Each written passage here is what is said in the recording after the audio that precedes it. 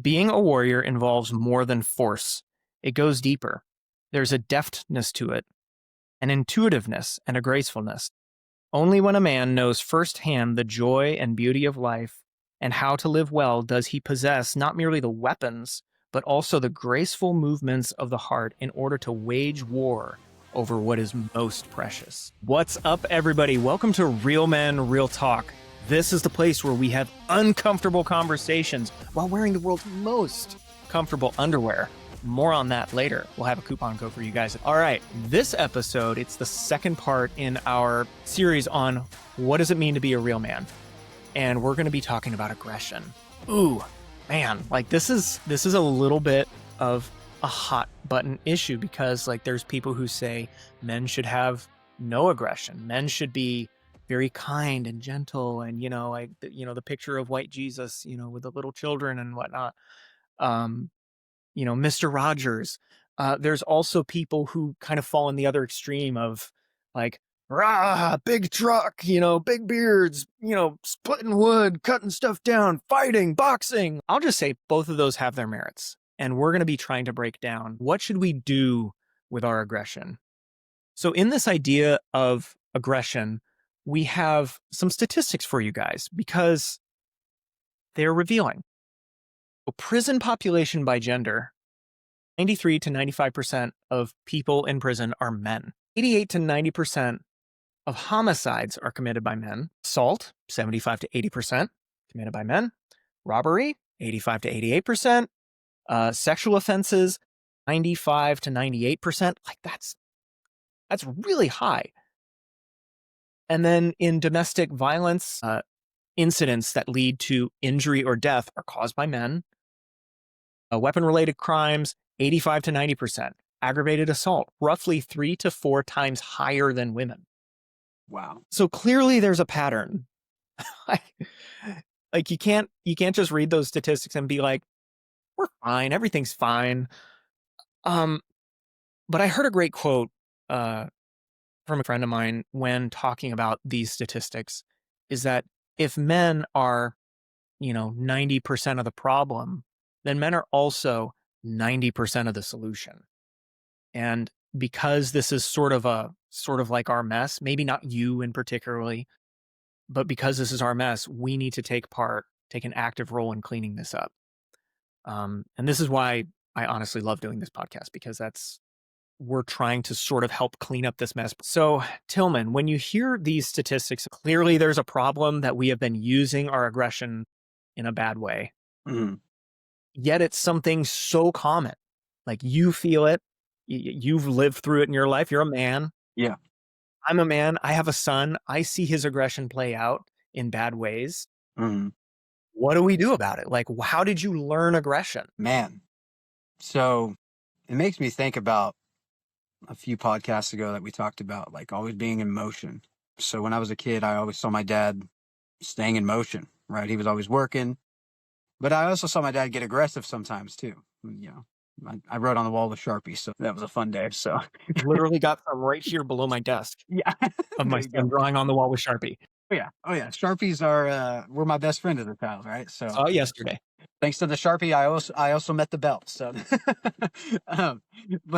no, no. I feel like as a kid, my biggest thing was like I'd always get like super flustered at something. So whether I was playing a video game or like somebody says something mean to me, I'd get super flustered at it. I just want to like lash out because when people hear aggression, they think anger. And when I was a kid, that was my thought. Like I'm going to be aggressive. I'm going to be angry. I'm going to be a monster, right? A lot of things my dad taught me, both of my parents actually, like, go blow off some steam, go run some sprints in the backyard. And sometimes my dad would be right there running with me. And when I was younger, I was like, oh, that's really cool. But now that I'm a man, I'm like, well, I get why dad was running with me. So, and it's not a bad thing. It's okay to feel aggressive. But I feel like as men, those statistics are higher because of the way the world looks at men. I'd push back just a little bit. Okay. You said those statistics are higher because of the way the world looks at men. I'd push back and say that those statistics are higher because of just how we are as men. Okay. Like there's something gone wrong in us, and it's it's clearly a problem. Yes. So sorry to break your train of thought, but I No, just that's wanted to okay. address that. Yeah. Like clearly we got a problem and there's something we have to do. So what were you gonna say? Yeah. So yeah, let me rephrase. It comes down to the idea of just like finding ways to let the aggression go in different ways, right? And so it kind of goes back to you got to be moving aggressively in the right direction and moving aggressively in the wrong direction, if that makes sense. So it comes down to like taking that anger, taking all of that pimped up energy that one might have and using it for a force of good. Go serve others. Don't go home and like beat your wife kind of situation. You know, you don't want to do that, right? Go look for something else, right? Because that's where those statistics where if men were actively seeking ways to let out the aggression in a different manner, they'd probably lower. You know, it'd probably be more like a 50-50, right? So I mean like Yeah. it kind of Because you can so see, yeah. like you can see in these statistics that like you look at them and you're gonna say like, well, then maybe the solution is just get rid of aggression altogether. Like there's something in a man that's bad and we need to shut it down. And I'll say for my son, like when he like hits his sisters, and sometimes it's even just playing. When he hits his sisters, there is a switch that goes off in me, and I want to give him exactly the same treatment he just gave his sister. Ironically enough, because I want him to learn like that's you never hit a woman, like never. However, what my wife has been teaching me is that there is a better way. And it seems like your dad was helping you find a better way. He's like, he Yes. knows that you can't shut down the aggression. You can't just like take it and mash it into this like, cage. Mhm. Cause then you get the problem where if the cage ever gets open, then it just goes everywhere. Yeah. Um, so like what have you been learning as far as ways to cope now that you're a little bit older and you're kind of seeing why your dad was running with you? Uh, So how are you coping with that? well, you know, my as I became a young man, my aggression was taken out with like football, stuff like that. And then, you know, I took a different pathway, you know, got into some things that I thought would help the aggression, but then I got out of it pretty quick. I was like, that's not helping. That's just making it worse. You know, and just doing activities that were not helping whatsoever. As a man today, though, I feel like my biggest thing is, you know, just staying in motion, just constantly having something on the calendar to do.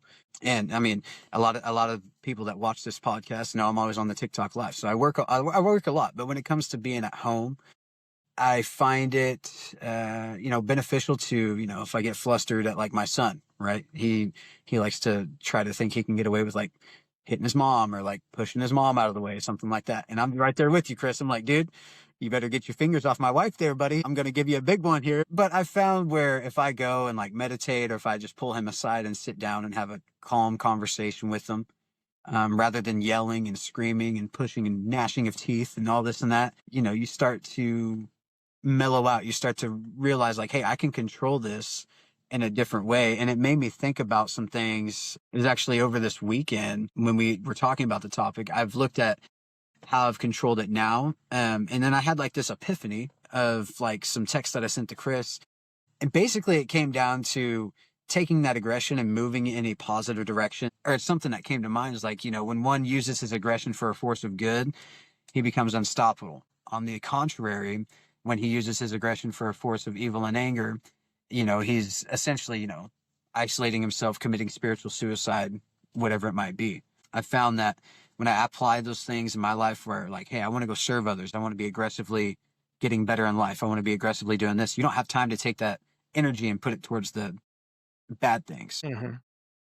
Yeah, that's that's a really fair point. And what I see you saying in that is that aggression, it's like everybody can be aggressive.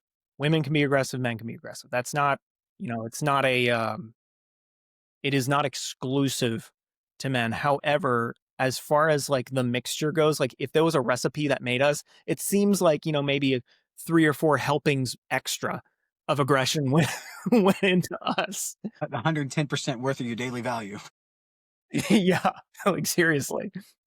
Um, And what I hear in that is this assumption that like just men, boys, we are just generally more aggressive. And if it was given to us and if we can redeem this for good, we can instead of looking at aggression as being inherently bad, we can look at it as being a force that needs to be utilized for good.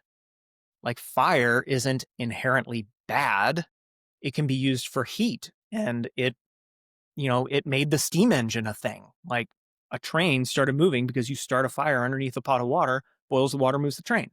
So in a similar fashion, like your father seemed to have this knowledge of like, oh, my son has all this energy. He's got this force that's like he doesn't know what to do with it. Mhm. So worst case, he'll just go outside and run it off. And for me, my son, like when he starts doing that, he has recently really gotten into hammers and nails. And so like I Mine got too. got a little box of roofing nails and I got a little two before, and he's got a little teeny tiny hammer that I got from Harbor Freight. Nice. And I'm sitting there doing my workout on the back patio and I give him his stuff and he's just whacking away at that little nail. And he grabs the next nail and whacks away at it and nails it down. It's the cutest darn thing. Um, so I see you realizing that this aggression, it's something that can be used for good. It's just how do we do that? Yeah. And that's the thing too. It's like you look back on when you were a kid and yeah, my dad was like, because my dad knows how he is, so I feel like he knew how I was going to be. So it came down to like, Yeah. it came down to like, hey, let's go run this off. Let's go on a walk. Let's go take the dogs outside. Let's go cut some limbs off the trees that are dying in the backyard. Let's go get some firewood for the fire pit. Or let's Mhm. go have dinner together, just dad and me. So like my dad actively went out and did that.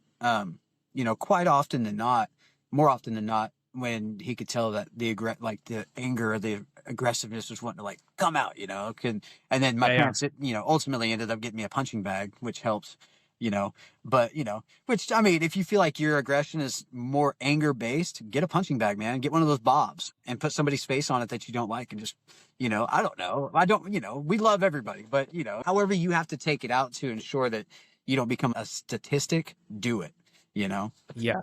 So Yes, I 100% agree with that. For a long time, I used to shut down my aggression because I felt it was a bad thing. I could see the damage that it was doing to people around me, and like honestly, that's not a terrible idea. Like you see damage, turn off thing that is causing damage. Very, very simple makes sense, equation right? there. Yeah, totally. Uh, but then as I shut down those parts of me, I realized that like I wasn't doing anything of value. It seemed like I was going nowhere. It seemed I was just sort of existing and floating along down like the lazy river if you ever been to one of those water parks. And what's interesting is my wife, like I've learned that she actually wants me to be aggressive. Like she wants me to have this drive. Even in the last few years, I've been learning to just slowly like kind of turn that on and to manage it a little better. I've got a pile of wood in the back. Man, swinging an 8-pound maul and splitting wood, there is something deeply satisfying about that. It just satisfies this like I just want to hit something and watch it explode. Like that's the I don't know why. I love it. It's just in me. Um, It's a guy but thing. there I am. I'm taking my aggression and I'm using it to create like a source of joy for my family and the people who come over to my fire pit. Building stuff, great place to put your aggression, like your drive. Um, so yeah, those are some things that I've been doing to channel my aggression, same ways that your dad was helping you channel your aggression. I wanted to give you guys some wisdom from this book that I'm reading, Heart of the Warrior, Michael Thompson. This guy's been really helpful to me. So without further ado, I'll end us off with this quote. The ancient Celts, is it Celts or Celts? The ancient Celts, will say, had a saying, never give a sword to a man who cannot dance. Michael continues writing here. Being a warrior involves more than force. It goes deeper. There's a deftness to it, an intuitiveness and a gracefulness. Only when a man knows firsthand the joy and beauty of life and how to live well does he possess not merely the weapons, but also the graceful movements of the heart in order to wage war over what is most precious. And another quote to kind of pair this with is, a true warrior doesn't fight because he hates what lies in front of him, but because he loves what lies behind him. And I really love that quote because it may sound like splitting hairs, but if you think about it, a warrior who hates what lies in front of him is just going to completely destroy it if he's given the ability. A warrior who loves what lies behind him will fight until the people who are behind him are protected, and then he'll stop. Then he'll say enough, and he won't completely destroy whoever is in front of him. So maybe take that into your week, guys, and think about what lies behind you. Think about what you love. Think about what angers you and why it angers you. And instead of just trying to destroy something because it threatened what lies behind you, maybe ask yourself, like, are the people that I love protected? Like, are we okay? Are we going to be all right? And honestly, a lot of the time, yeah, you're going to be all right. So do with that what you will. Just wanted to offer a couple quotes that really helped me out. And Tilghman, thank you so much for your honesty and your stories. Oh, for sure. Yeah. We hope that this helps you out, guys. So, hey, coupon for those of you who reached the end of the episode, Anger 21. Okay? Nice. So pick yourself up some underwear at the link below. Anger 21. That's going to be the coupon code for this episode. We love you guys, and we'll see you next time. All right. Well, there's going to be a lot more editing in this episode. That's all right, man. That's all right. I'm about to start editing right after this episode. There you go.